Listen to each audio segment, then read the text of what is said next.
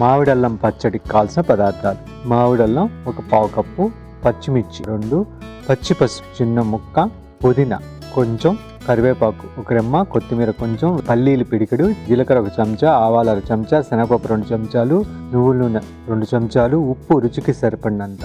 మామిడి అల్లం పచ్చడి తయారు చేయ విధానం: ఒక ప్యాన్లో పల్లీలు కరివేపాకు వేసి వేయించుకొని ఒక ప్లేట్లో తీసుకుని చల్లార్చుకోవాలి. మరొక ప్యాన్లో నూనె తీసుకొని పచ్చిమిర్చి, జీలకర్ర, పుదీనా, పచ్చి పసుపు ముక్క, మామిడి అల్లం వేసి బాగా మగ్గిన తర్వాత వేపుకున్నటువంటి పల్లీలు కరివేపాకుతో కలిపి తగినంత ఉప్పు కలుపుకొని దాన్ని మెత్తగా రుబ్బుకోవాలి.